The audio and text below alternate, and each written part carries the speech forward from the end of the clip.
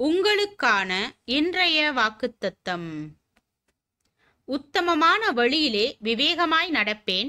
எப்பொழுது என்னிடத்தில் வருவீர்? என் வீட்டிலே உத்தம இருதயத்தோடு நடந்து கொள்ளுவேன்.